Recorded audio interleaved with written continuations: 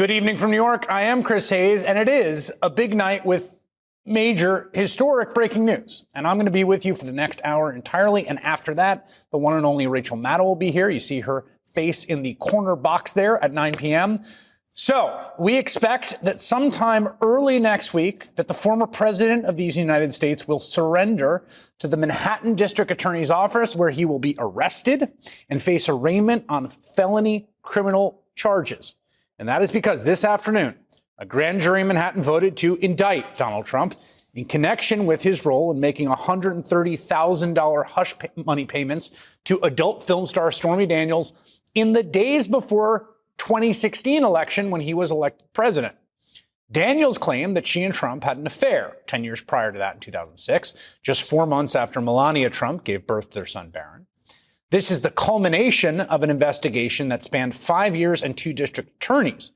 In recent weeks, as the case neared a close, or appeared to, we saw key witnesses testify before the grand jury down in Manhattan, including Michael Cohen, Trump's former lawyer and fixer, who actually made the payments to Daniels in October of 2016 and did time in federal prison for doing so. And as Cohen told my colleague Nicole Wallace earlier, the details of the indictment will likely remain under seal until Trump is arraigned or someone decides to divulge them. Michael, I understand you're not going to tell us, but do you know what Trump has been charged with?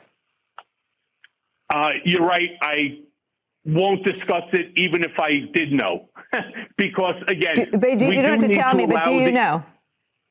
We do have to allow the indictment to speak for itself. I'm certain that those pages will be released in short order. You know that the former guy can't help himself, so I'm pretty sure that it'll end up on his Untruth Social somewhere, and then we'll have something much more. We'll have more to talk about. How's that? Now, we do know that the district attorney for Manhattan, Alvin Bragg, has been focusing on the charges of falsifying business records, a felony which carries a maximum sentence of 4 years in prison. As the New York Times reports, in the coming days, Trump is expected to walk through the routine steps of felony arrest processing in New York. At the courthouse, he will be fingerprinted. He will be photographed. He may even be handcuffed. While it is standard for defendants arrested on felony charges to be handcuffed, it is unclear whether an exception will be made for the former president because of his status. Following the arraignment, Trump is almost certain to be released on his own recognizance because the indictment will likely contain only nonviolent felony charges. The ex-president says he will fight the charges, repeating his bogus claims this is, quote, a witch hunt to destroy the Make America Great Again movement. Jonathan Dienst is the chief investigative reporter for WNBC and chief justice contributor for NBC News. He has been on this case like white on rice. What do we know? Well, we know this all started to unfold this afternoon when the NYPD was told to start ramping up security in and around the Manhattan DA's office and the grand jury proceedings, and that a grand jury vote was coming. And then we learned that the grand jury did vote to indict. We don't know the specifics of the charges. We are told the judge is on standby. There's some conversation as to still whether he will come in to unseal the charges tonight or whether that will wait till tomorrow. We are awaiting that decision between the prosecutors, whose discretion it is to ask for an unsealing, or whether they wait till tomorrow or wait till Donald Trump appears in court. All are possibilities. This is an unusual historic event, so there's an understanding of the great public interest in this matter.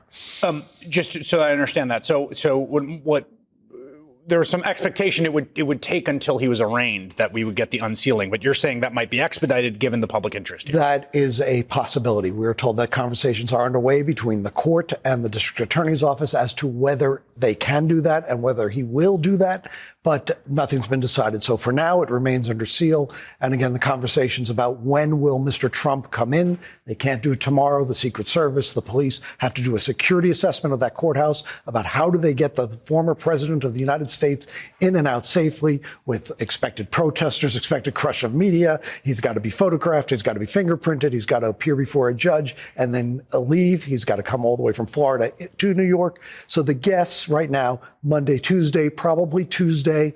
Those are talks that are ongoing between the district attorney's office and the defense side. Again, Donald Trump denies any and all wrongdoing, but look for next week for Tuesday, a possible court appearance. Do we know which judge is assigned to this? We have heard that it's the same judge that handled the Trump corporate case, the case of the Trump company, where there was the conviction obtained by Mr. Bragg, and that it could wind up in his lap as well. Nothing official, obviously, until the charges are unsealed and we learn more. I just want to be clear about this because I have before me, and we'll get to these are responses coming from obviously Trump and his son, but also Republican politicians across the country. We don't know what the charges are. Like, as you and I sit here, we know what was being investigated. We know Michael Cohen. We know it revolves around those. But the actual specific case that's being made by the Manhattan District Attorney here in the charging, we just don't know, correct? I don't know. The DA knows, certainly. Right, but the grand jury knows. there's no one, as far as I know, there's no one in the media who actually knows. To my knowledge, the DA's office has not leaked what they've charged because the charges are under seal, and we won't know until it's officially unsealed or until someone leaks to us what has happened. But we do not know if it's misdemeanor falsifying business records, or, as is more likely, given that this is a state Supreme Court special grand jury, that a felony indictment was handed up. But again, the question is, did the grand jury agree to vote on any and all of the charges that the DA put in front of them? Right. We don't know. Grand jury process is secret. There are 23 members. They need a majority to vote. How many were there today? Was it 16? Was it 20?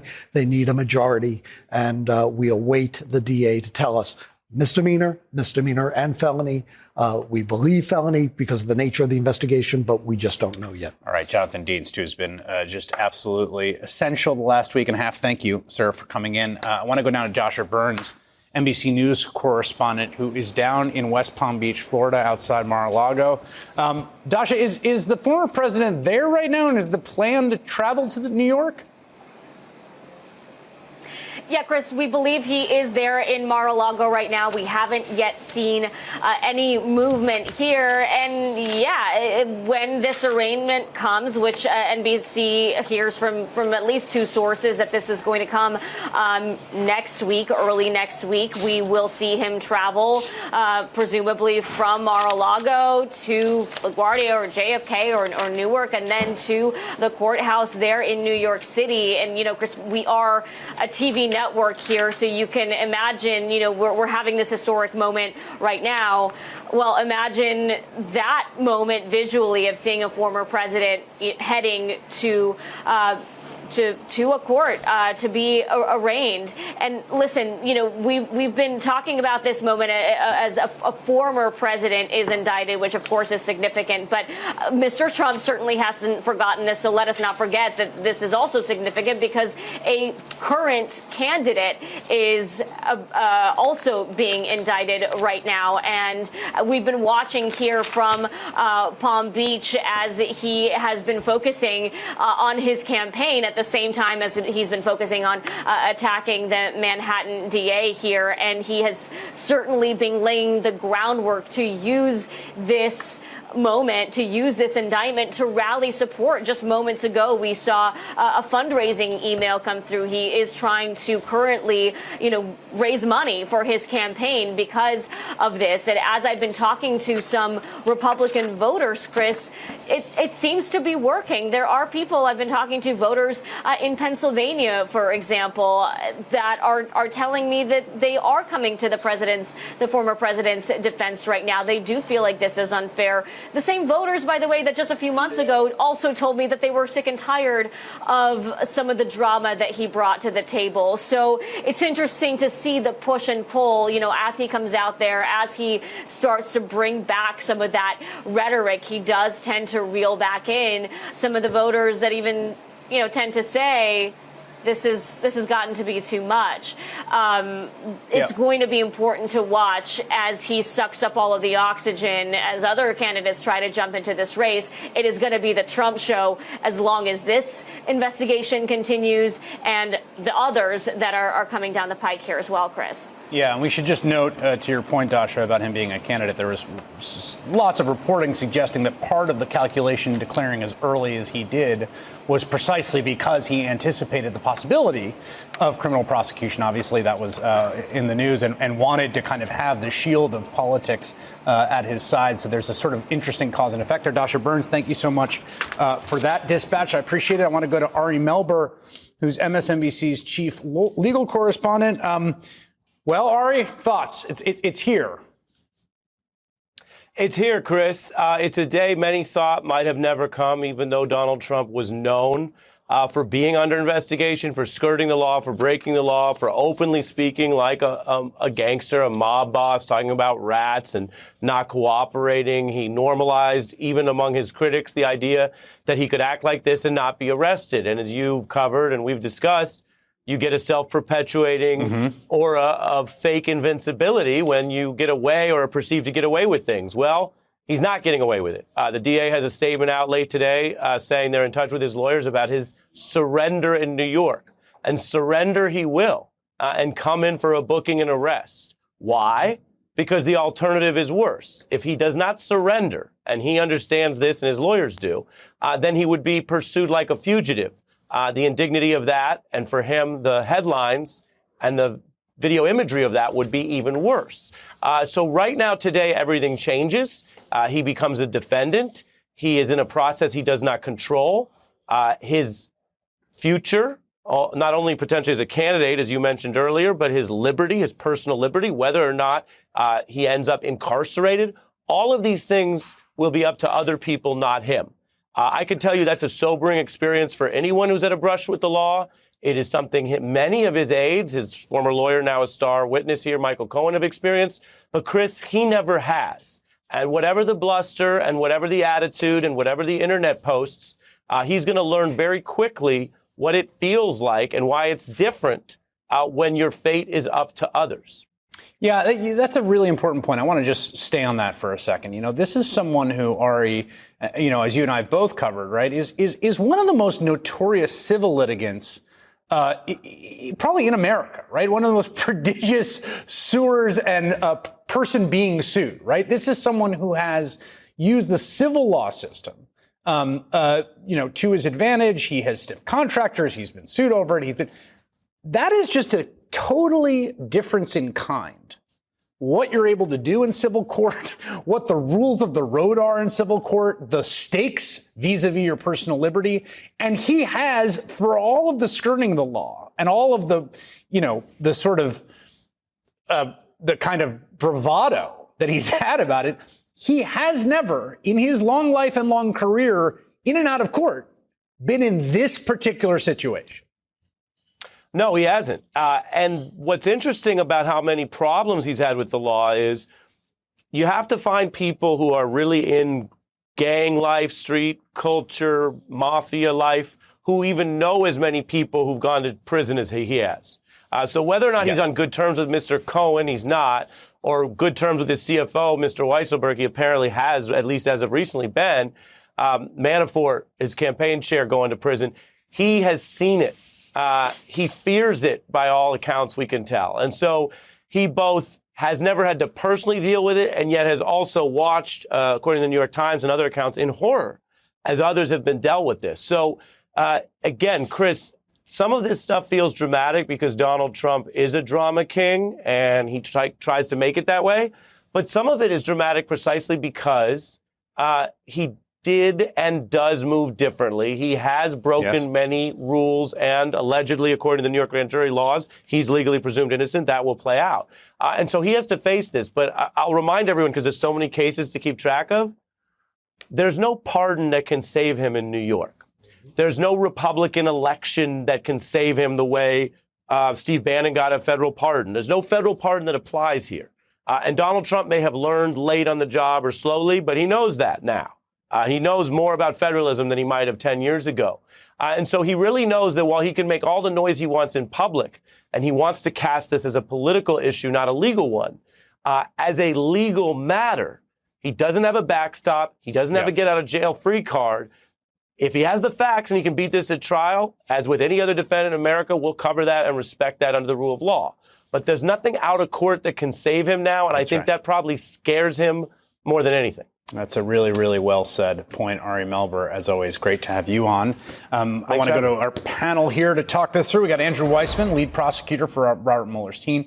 Danya Perry serves as the deputy chief of the Southern District New York Criminal Division and as deputy New York Attorney General. Charles Coleman is a civil rights attorney, served as a prosecutor in the Brooklyn District Attorney's Office. It's great to have you all here. There are a million statements coming in a million different directions. I want to sort of focus on two here.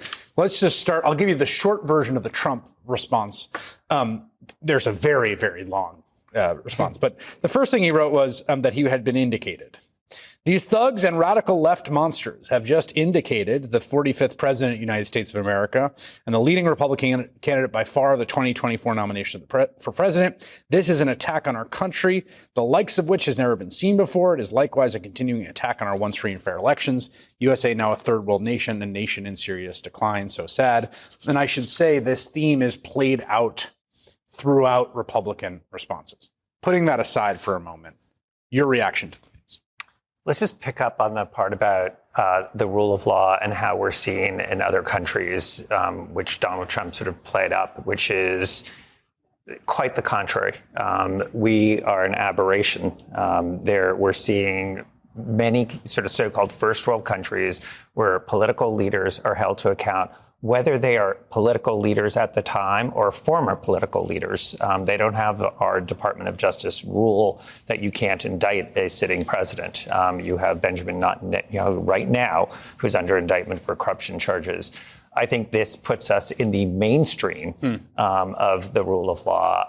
Someone was asking me how I felt about this, and I felt very much the same day when I heard that Robert Mueller was being appointed to be the special counsel, and I thought, whatever happens, I didn't think I would be part of it at the time. I was thinking this is a testament to the rule of law, which was so much under attack.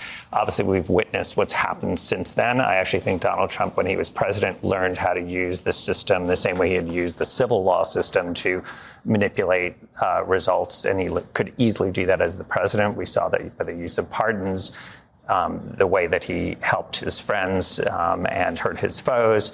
And I think today is a step in the right direction in terms of the rule of law, where he's being held to account and will have all of the rights of a criminal defendant. And that means also people should be aware it's going to take quite some time, because part of that means he has the right to discovery, to make motions.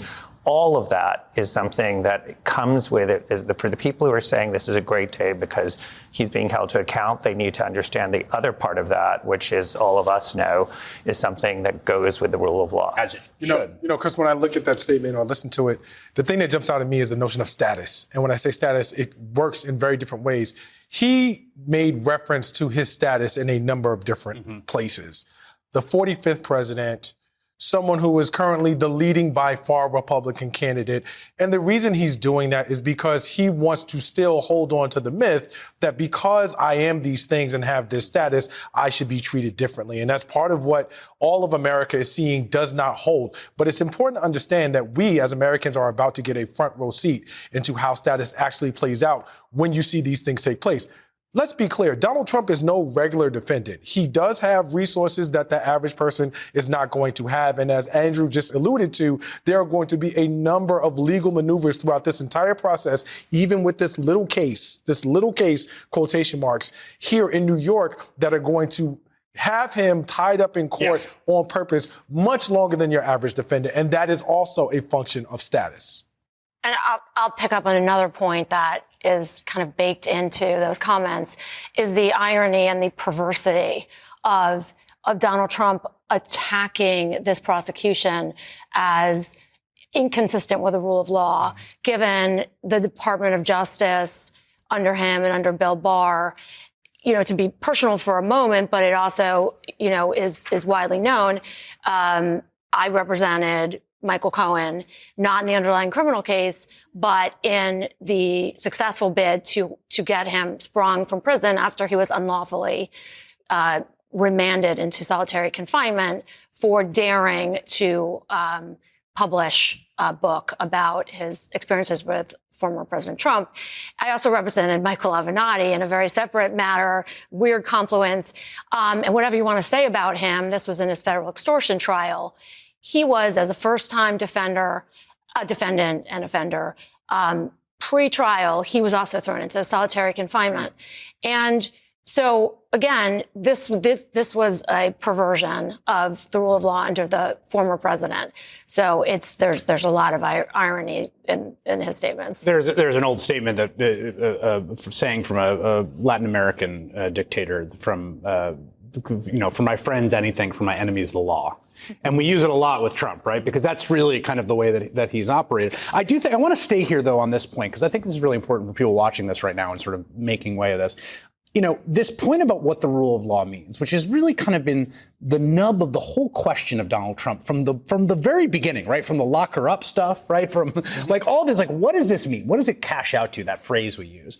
And I think the point here about what that means and how it cashes out here is that A, he is innocent until proven guilty, and he does have constitutional rights as a defendant. B, we don't know what the case is. Right. But it also might not be a strong case. I just don't know. And if it isn't, then he should beat it. I mean, like, that to me is an important part of this. I mean, John Edwards got prosecuted by the, Obama Justice Department and was acquitted.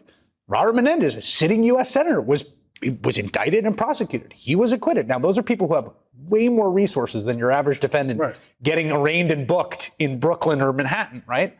But it's also the case that this has happened before. The idea that Rachel made this point, Rachel Maddow, it's happened in our country, not to former presidents, but to very powerful political leaders. It's happened to former leaders in other countries. The point of the rule of law, where it cashes out, is the process is what matters here. Right. You're exactly right. And the process is the process. And people need to understand that it is a critical point for viewers to understand. This is going to be a very long and extracted process. And let's be clear, as you've already said, the indictment has not been unsealed yet. Yeah, we literally do not know what he's been charged with, right? And so it could be as straightforward as just simply the falsified bookkeeping. It could be much more convoluted and complicated when you're talking about the potential campaign finance violations and how that sort of has to be put together. But it's very clear that by no means, even as there is an indictment sitting and waiting for Donald Trump, this is not going to be an open shut process. I do not expect any plea. I do not expect his team to take any plea. And so now you're talking about the potential of a very long drawn out process leading up with a trial of a former president of the United States of America. That is not an easy thing to deal with. And you're talking about Alvin Bragg, just trying to wrap my mind around finding a jury that is fair and impartial. As a former prosecutor, it makes my head explode in New York, in Manhattan. I think have you heard of the defendant? Are you from? Is anybody So this is where originalists no. When this country was founded, you had defendants who knew everyone. That's true. And the jurors knew them. That's not what the law is. The law is not that you don't know the person or you don't know. Sure. It's just, can you put that aside? Yes. And I have done a slew of high-profile cases, obviously nothing like this, but cases where people have heard everything about it. We did Enron in Houston. Yeah. And you know what? Jurors are really good. First, there's a huge process to weed out people who have made up their mind, who are not going to be fair. And there's questionnaires, and the judges are very good about weeding that out. I actually have no problem thinking that people are going to actually look at the facts and look at the law. To the point that you were making before about having represented defendants who you felt were on the wrong side of essentially the Trump Justice Department. And we should note that there's very good reporting and first-person accounts by the former U.S. Attorney of the Southern District that Barr interfered to attempt to quash any further pursuit of this set of facts legally under the Department of Justice, right? Like that's on the record. This moment of the arraignment. Right, because it's just, there's something so profound happening here, too, because it's like if you grow up, when you talk about, a nation that incarcerates a higher percentage of its population than any nation on earth, and if you grow up in any major city and you watch the evening news, it's like mugshots. And a lot of times it's mugshots of young men of color. And it's like these grainy photos. It's like, those are the scary people out there. This is what a criminal looks like. These are the lawbreakers. And the whole process of the arraignment and the mugshot is about this status question. Right. It's about saying, like, this person is accused of a bad thing. And just the idea that the former president's going to do that is just pretty mind-blowing. That's the word I was going to use. Yeah, and especially for the former president who has a long history of dehumanizing, those around them, especially people of color, as he has with D.A. Bragg. He's going to go through the same process. It's going to be incredibly humiliating. He will lose, he will have no control. They will treat him, back to your status point, better than most defendants. He will not be shackled. He will not be handcuffed. He will be called sir. He will have the security detail around him. He will be released on his own recognizance. But he will go through all the other, the same paces as every other defendant that he has vilified and dehumanized. But this is also significant because it begins the recalibration of the American psyche around former presidents. I think that for many of us, there's a split sort of faction of folks who have looked at this and all along thought this is what is supposed to happen. But then I think there's also another faction that still sort of held on to the idea, the notion that the status that we've been talking about a little bit somehow was going to shield him from what many people, even some of those people, felt was necessary accountability. And so this is the first step in that reconditioning to say, no, actually, this is what the system does, and this is how the system is supposed to work. Well said. Andrew Weissman, Danya Perry, Charles Coleman. That was fantastic. Thank you all. I want to go now to Congresswoman Stacey Plaskett. She, of course, represents the U.S. Virgin Islands. She was an impeachment manager in Donald Trump's second impeachment. She serves as the top Democrat on that House Weaponization Subcommittee, which had quite a wild hearing today. Congresswoman, your reaction to the news? I think that as all of your guests have said so eloquently, that justice sometimes doesn't move at the speed that we want, but it does move. And we're seeing an incident that happened in 2016 finally come to fruition. And I think we're going to continue to see the different investigations that involve the twice impeached former president, now indicted President Donald J. Trump, receive the justice system that he so often wanted others to be engaged in. I want to ask about some of the things that the ex-president has said about Alvin Bragg and some of the things that some of his defenders are saying. He keeps calling Alvin Bragg racist. He keeps saying that it's racist what he's doing. J.D. Vance, U.S. Senator from Ohio, randomly cited some viral clip of a black person yelling racial slurs at white people in his response to this and saying Alvin Bragg thinks that's fine, but not what Donald Trump did is fine. What do you think about the not so subtle race baiting that's happening around this? Hey everybody, it's Savannah Guthrie. And I'm Hoda Kotb, and we've got some great news to share. The Today Show is now available wherever you get your podcast. Can you believe that? Right now, you can get your daily dose of news and headlines and the day's top interviews from us right here every single morning. We have what you need to start your day, and it's available every day wherever you get your podcast. So why not subscribe and follow today to start listening?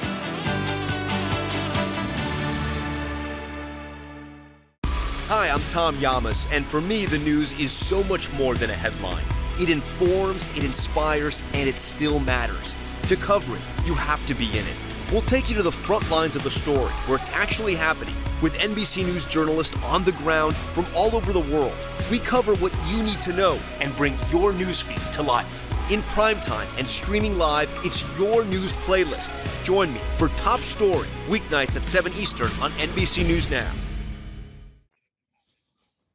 Sure. I mean, it's typical of Donald Trump to utilize whatever positions and methods of hate, division, fear that he can in his base and try to harness that so that it can support him.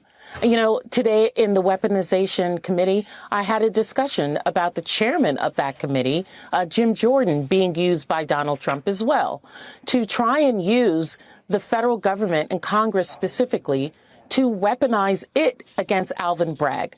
I'm so grateful that District Attorney Bragg did not take the bait of Jim Jordan and Speaker McCarthy and all the other cast of characters in the confusion and chaos that is Congress right now, and was steady and focused on the investigation, the criminal investigation, and the work that he had at hand. But Jim Jordan and others will continue to do that. They'll continue to bait the base, as well as try and utilize their positions of power to try and accrue additional power for themselves. Yeah, I mean, the theme here, right, is this question, this weaponization, right? And there's something kind of gaslighting about this term. This was obviously the campaign whose signature chant was "lock her up," right? The thing they rallied around was the prosecution of their political opponent. Now talk a lot about this notion of weaponization. Even someone like, I want to just give you a few examples. That Glenn Youngkin, who I think was painted quite falsely as a moderate, says it's beyond belief that District Attorney Alvin Bragg has indicted a former president, current presidential candidate, for pure political gain. Arresting a presidential candidate on a manufactured basis should not happen in America. The left's continued attempts to weaponize, there's that word again, our judicial system, erode people's faith in the American justice system. It needs to stop. What do you, as sitting on the weaponization committee, what does that word come to mean to you? It comes to mean to me the projection of the GOP and all the things that they've done.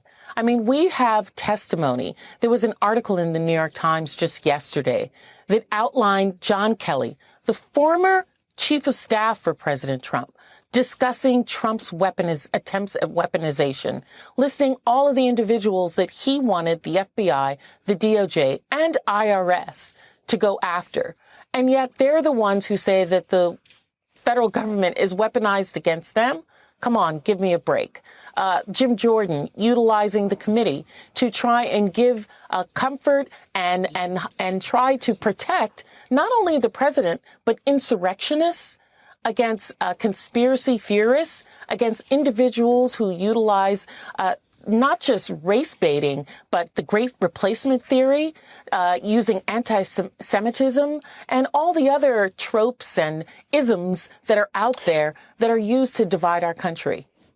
Yeah, in terms of that weaponization plan. And let's not even talk about, I was going to say, let's not even talk about book banning, right? The whole notion of the Parents' Bill of Rights this week that my colleagues on the right were attempting to utilize to say they were trying to protect parents, when in truth what they're trying to do is stop free speech, something that they say that they're so in favor of, try to keep knowledge away from our children, and try to bring culture wars into the classroom.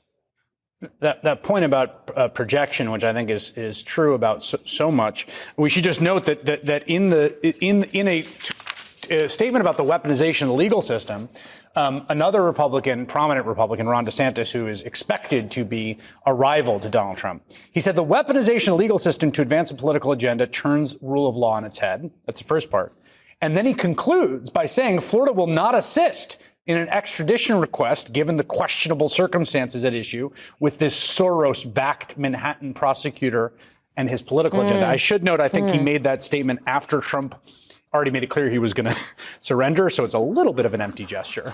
But sort of sums it all up. This is weaponization. I will use my power to not comply with the law. Right, to obtain power for myself. And, there's also, Chris, let's talk about the erosion of Americans' confidence in the rule of law. That's also part of what they're doing here by trying to make us believe that the federal government, the FBI, others have some conspiracy to try to take away rights of Americans. They're putting up smokescreens because they haven't done anything in Congress to make Americans' lives better. They are holding our debt hostage. They have not produced a budget other than a screenshot of a sheet of paper from the Freedom Caucus. They are not passing any laws that are working to make Americans' lives better, to grow the economy, to assist with jobs. Remember that thing, inflation, that they ran on, that they were so obsessed with, and how they were the only ones who could try and bring it down? They now run the House, and they have not put any legislation on the table to deal with that as well. Congresswoman Stacey Plaskett, thank you so much for your time tonight. Hey everyone, I'm Tom Llamas from Top Story on NBC News Now. Every night, Top Story is your news playlist. We take you to the front lines of the story, where it's actually happening, with NBC News journalists on the ground from all over the world. We cover what you need to know and bring your newsfeed to life. And now, Top Story is available as a podcast, so you can listen anytime and anywhere. Subscribe now for new episodes every weeknight. Hey everybody, it's Joe Scarborough. Exciting news. You can now stream Morning Joe live on Peacock. You're going to find us in their new Morning News Live feature every weekday from 6 to 10 a.m. Eastern. Head to peacocktv.com/morningjoe for more information. See you there. Thank you. All right, on this big evening, we turn now to Vaughn Hilliard, my colleague, who's an NBC News correspondent, has been covering Donald Trump's 2024 campaign. He is live in New York outside of the Manhattan DA's office. Last weekend, he was on the plane with the ex-president after his rally in Waco, Texas.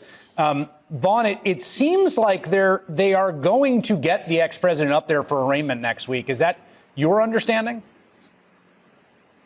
Right. And for the number of times I was told that Donald Trump does not want to be arrested, he did not want to be indicted, they had given no suggestion that they would not come here to New York. And to our understanding at this time, they do plan, as of early next week, to come here to Lower Manhattan. The criminal court building here is right across the street from the Manhattan District Attorney's office. We should expect Donald Trump to come here. He would have to go, like anybody else, through the arraignment process here. We are told that the Secret Service would be a part of this travel, would be with him every step of the way. The Secret Service does not wants to keep him out of public the best that they can for obvious security concerns, but we should expect to see Donald Trump here at some point soon here in Lower Manhattan, Chris. Let me follow up on that first point you made. There's been a lot of bravado from folks in Trump's corner, as there always is, and folks on conservative media like this, the you libs, the Democrats. You've just got him. He's going to win the nomination. He's going to be the president because he did this, and it doesn't seem like Donald Trump or the people around him want this. That they I understand at some level. You don't want to be indicted for a crime, do they? They do, right? Well, and I think that you're dealing with the reality that you have an individual who will be a defendant who doesn't want to answer questions. Number one, not under oath. He had the opportunity to go here in front of the grand jury and make his case, provide his own testimony, his version of events. He declined to do that. But he is also, let's be very clear, Chris, he has declined repeatedly to go and answer direct questions about this particular case, but also the other investigations into him. He has not done a mainstream television press interview now since well before the 2020 election, since leaving the White House. I did go on that plane ride with him from Waco, Texas to West Palm Beach, and I tried to take the opportunity to ask him some direct questions, specifically on this case, Michael Cohen, because I think that when we see the unsealing of these court records here, we will see whether the charges were directly tied to those personal checks that Donald Trump wrote to Michael Cohen in 2017 when he was in the White House. The question that I asked to him was, now Donald Trump is denied directing Michael Cohen to make that $130,000 payment before the 2016 election. But what Michael Cohen has yet to directly answer is when he knew that Stormy Daniels arrangement was made, because he was writing personal checks all the way from the White House, all the way up until December 2017. When I asked him 2 times, he failed to provide a timeline. And then I asked him, well, what did you think you were making those payments for? And, quote, well, I don't know exactly what the status or exactly what the question is as to how much, but he did work for us, but he didn't do very much work for us. He then went on to talk about the weaponization and ended his remark by saying that I had no more questions. Again, Donald Trump has declined repeatedly to give his own version of events, and that is why you could guess that he is unlikely to want to go before a jury here. Chris? Yeah, I think we will not expect his testimony should this come to trial. And I want to just one more question, because we just got news that the former president's attorney just told us at NBC News that he is expected to be arraigned on Tuesday. This is now a week later than the Tuesday he said this was going to happen. So that's going to be happening. It seems confirmed. And Vaughn, I imagine you'll be there for that. I think we're calculating whether we go down to Florida for that initial part or here in New York. There's the number of flights here between the two. Of course, he's riding on his own personal plane now, so I doubt that we'll get a ride again up here to New York, but we'll track him hopefully one way or the other, Chris. God, that's really going to be quite a scene. It's really just can't pass my ability to conceive of. Von Hilliard, thank you very much. I appreciate it. All right, joining me here back at the table, Michelle Goldberg, opinion columnist with the New York Times, Jeremy Saland, criminal defense attorney who served as an assistant district attorney in the trial division of Manhattan DA's office, Brandy Zadrozny, my colleague and a senior reporter for NBC News and who covers, well, the worst parts of the internet. Speaking of the worst parts of the internet, let me start this off with the two best statements I've seen, just to start on a high note. I thought this from former Governor Asa Hutchinson was a good statement. Again, everyone's reacting. No one's seen the indictment.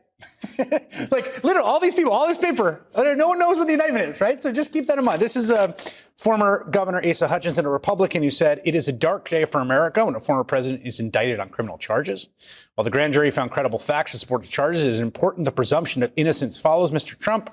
We need to wait on the facts and for our American system of justice to work like it does for thousands of Americans every day.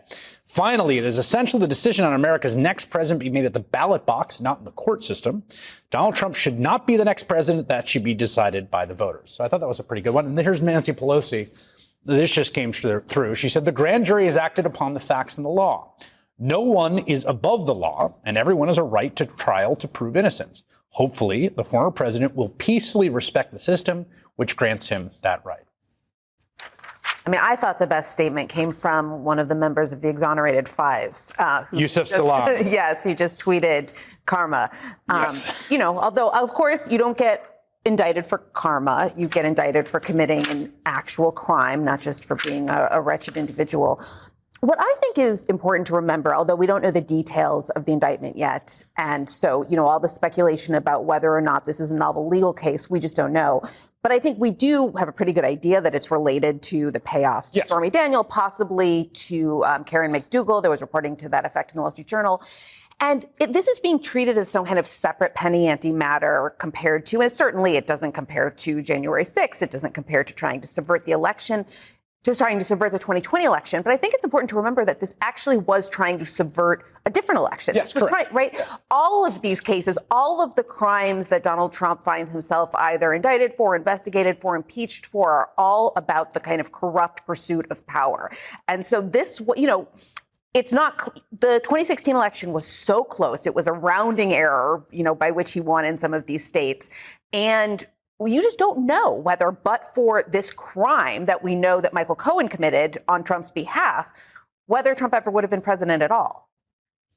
What do you think about the timeline here, and also just to the point that Michelle's making, the context and also the political pressure that is now going to be brought to bear on the office that you used to work at? Well, as a preliminary matter, I think there's going to be a real awakening here, or reckoning, if you will. There's a vast difference between rhetoric and reality, and that's going to come home very, very soon. I'd like to think that... Wait, what do you mean by that? For President Trump and for the people who are really watching this and, you know, whole United States, no one wants to see a former president be indicted. I don't think that behooves or... There are some people watching this right now who very much want to see a former president be indicted. But what I mean by that, it's the whole system as we know it should be built on trust and honesty. Yeah, for sure. There's nothing of greater value than that. And there needs to be accountability, whether it's the president or you or me. Yeah. But he also has that same entitlement of innocent before proven guilty. And what I mean by no one wants to see, I'm not talking about whether you're blue or whether you're red. I mean, just as a principle, we don't want to find ourselves here. Yeah. None of us do. Right. What joy and pleasure does that bring to our country? Yeah. It just breeds more divisiveness. So the timeline, though, is he's going to have to come back. No matter what Governor DeSantis says, he's coming. His bravado would not let him not come. So he will come and he will meet that judge and he will be arraigned and he will be released. There's no bailout for this matter. And we'll find out, is it 5 counts of falsifying business records? What are these misdemeanors? I would assume not. Are these felonies? So it's going to be really in short order, and very quickly we're going to learn what's going to happen, and we're going to... No, go ahead. Yeah. So we're going to learn what's going to happen, and then we'll find out the next steps from his defense team. Just one more follow-up, and then I'll come to you, Brandy. I just, you know, I think there's always this fine line to walk, right? Which is that you don't want to stoke the worst. You don't want to catastrophize. You want to stoke the worst aspects of American culture and the sort of impetus towards extremism that we see in certain quarters. At the same time, you have to be cognizant of that. And I just think about like working in that office. I mean, the thing that is going to be dumped on the head of Alvin Bragg and that office every day, pumped through the system on every single platform to tens of millions of people day in, day out, that this guy, this individual is Satan, basically, is bringing down Trump. Like, that's a lot. That's a lot for him to deal with, and it's a lot for that office to deal with. It's really, really unfortunate, and I'm saying that mildly. You have that office filled with good men and women, good people who are trying to do what's right. We can disagree. We can agree, whatever that means on a day-to-day basis or on a case-to-case basis, but that's just unfair. And that rhetoric and that anger that he's breeding, that he's growing, is just really divisive, and it's really hurtful. And I say hurtful, hopefully only in an emotional way and not in a physical way. Alvin Bragg is doing his job. If it turns out that this is a political witch hunt, the public will know. And you better believe a jury will know, too. So they deserve, meaning law enforcement deserves the benefit of the doubt, but Donald Trump deserves that proof beyond a reasonable doubt. Otherwise, he's innocent. You were nodding your head as I was describing what is already starting and what is going to only get more intense, I think, as time goes on. 100%. So, like, something like this happens and we go to the worst places on the internet and we sort of look for what people are saying. And generally what people are saying is, this is political theater. We've seen impeachments. We've seen investigations. He's beat all of that. The top thing at one of the places that I look at right now says Teflon Don. You know, they are not concerned about him. They think he will beat this. He is their savior.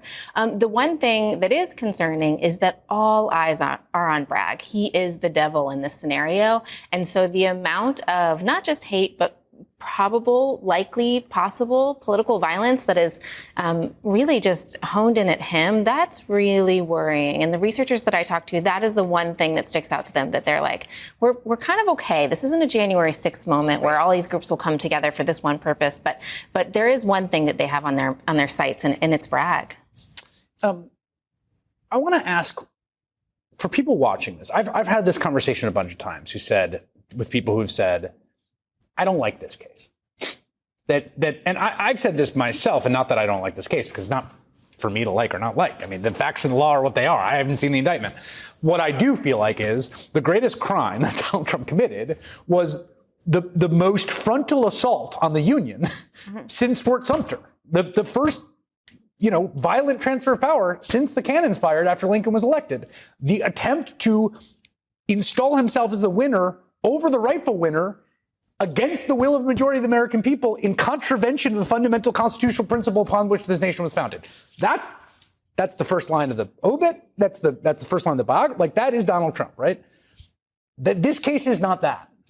Right, but how do you reconcile? Well, I think this case doesn't preclude that. This case is the first. I mean, we don't know, but I think it's quite possible that this case not only could be the first of several cases, but in some ways, this case kind of breaks the ice, right? It demystifies it. That's a good point. It makes it, sort of less dramatic if Fani Willis or Jack Smith has to be the one to indict the president next, and to some extent take some of the pressure off of Bragg if that's to happen.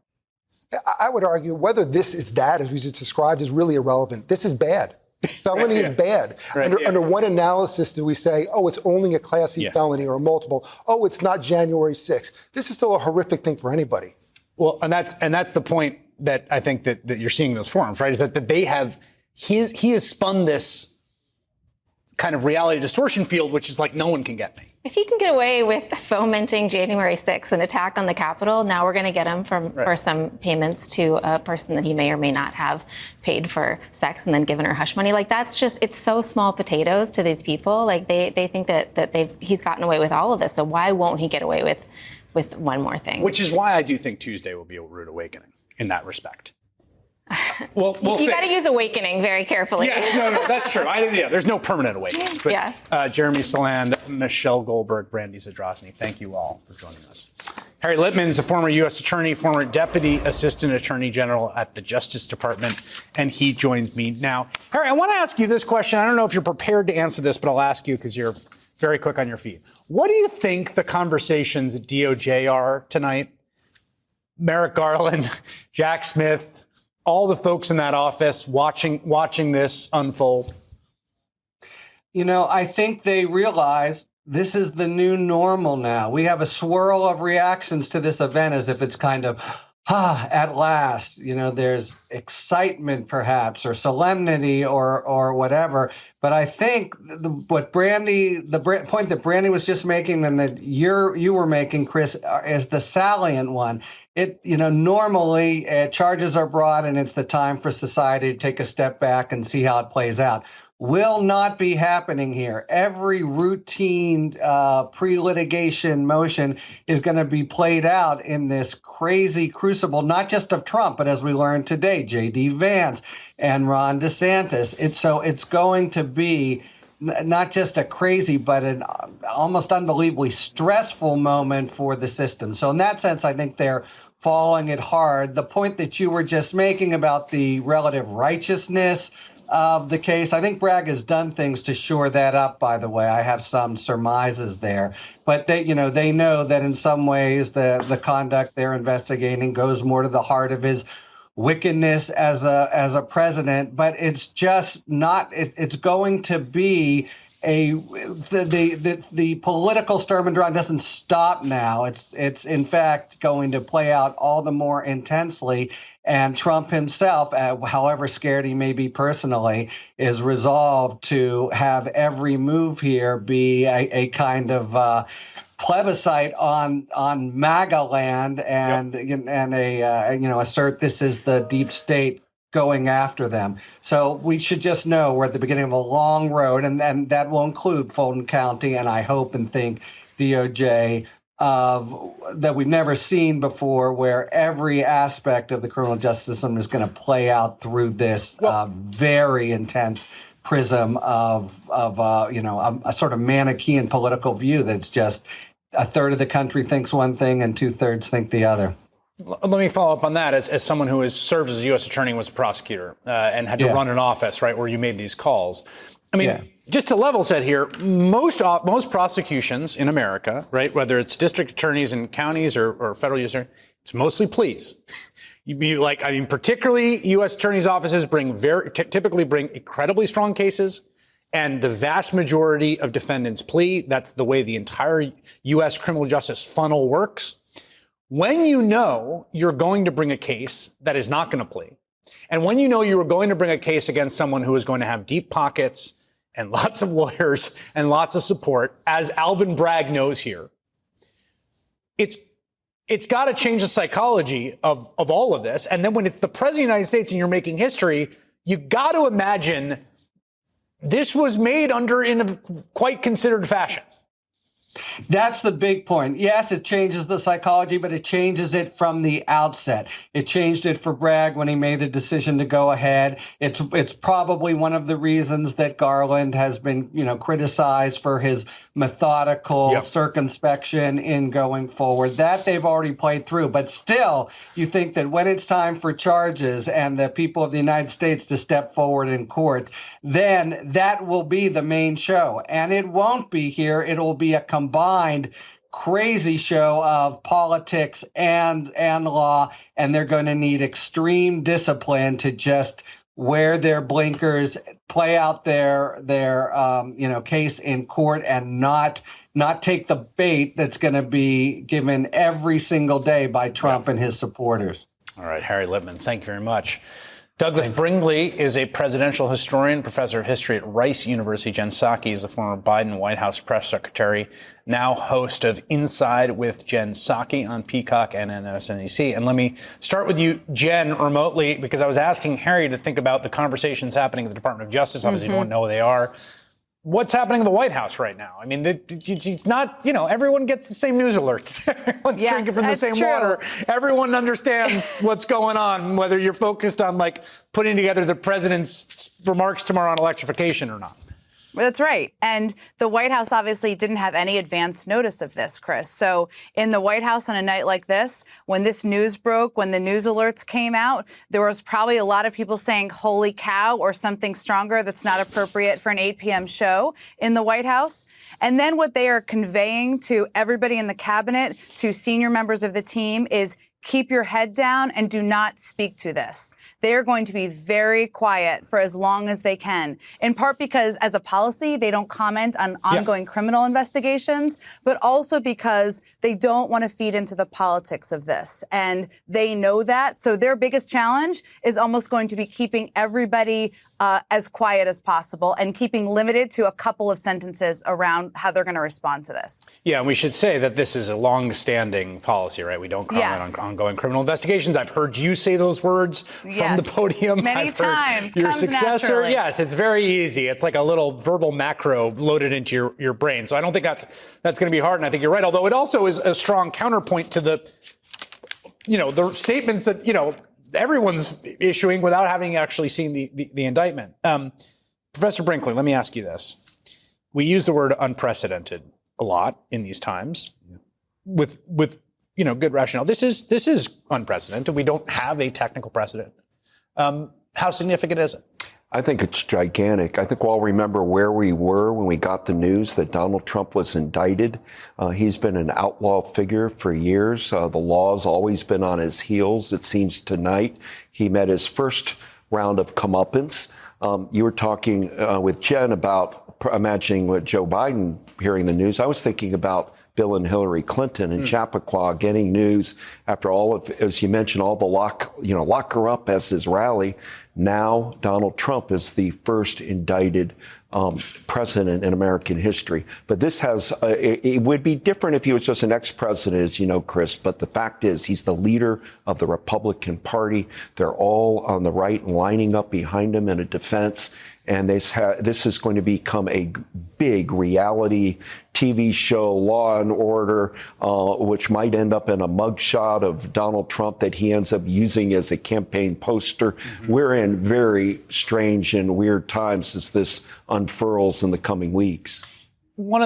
I think one of the trends that we've seen, particularly in the 20th century, and I think you could probably say with FDR onward, is a strengthening presidency. The institution of the presidency has grown stronger and stronger in a constitutional sense in terms of the balance of power. It's clearly grown stronger.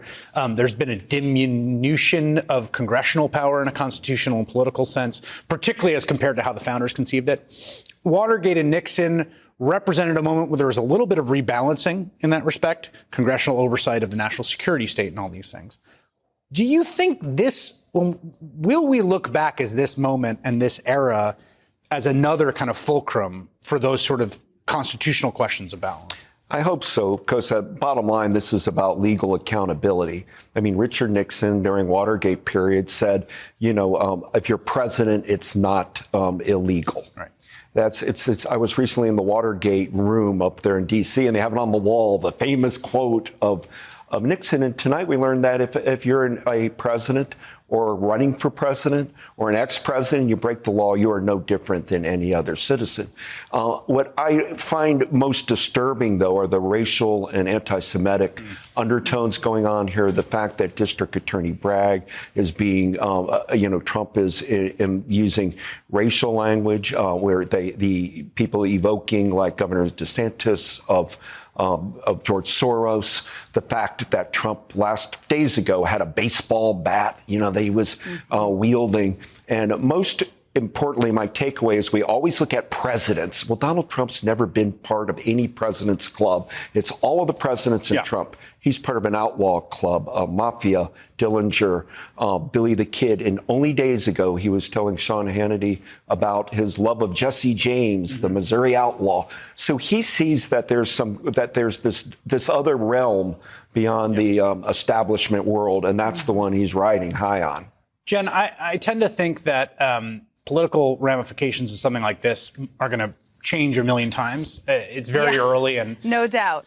And who knows what meteors strike, right? I mean, I don't do predictions. But in this moment, as someone who's been a political operative and has worked in comms and in campaigns, what's your read on the politics of this moment?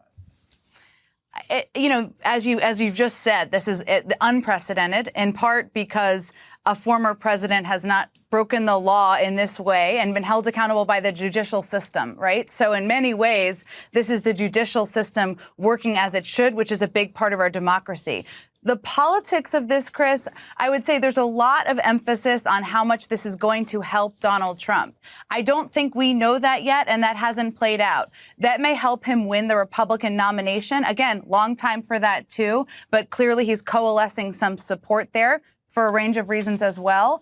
But this has never happened before in history, which is so important to remember. We've never seen a president indicted. We've never seen a former president indicted, a candidate in this way indicted who's running and maybe the nominee. And we don't know how that's going to impact people. Is it going to make them exhausted? Is it going to make them feel like, you know what, I just don't want to take that anymore. I'm going to look for somebody else and I can hold my nose and vote for Joe Biden?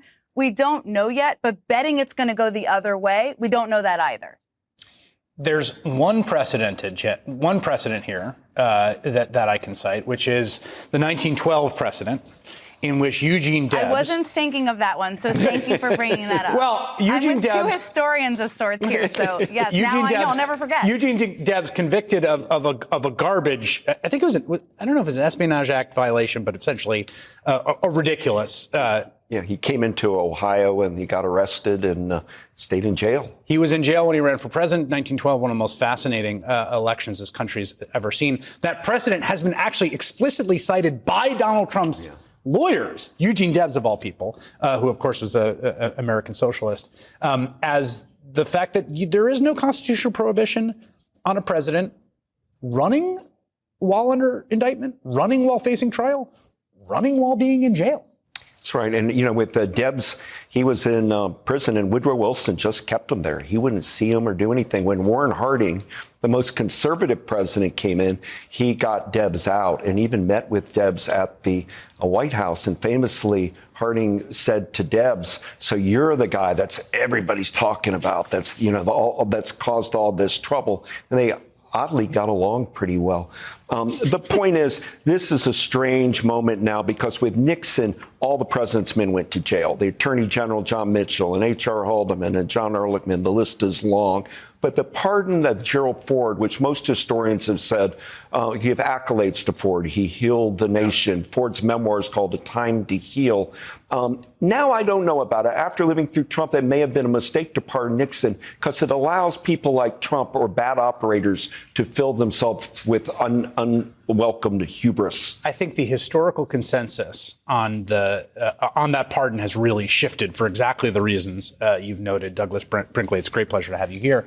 My friend and colleague Jen Psaki, you can check her out this weekend. Thank you very much. Thank you, Chris. That is all in on this just normal Thursday night. You can catch us every weeknight at 8 o'clock on MSNBC. Don't forget to like us on Facebook. That's facebook.com/allinwithchris.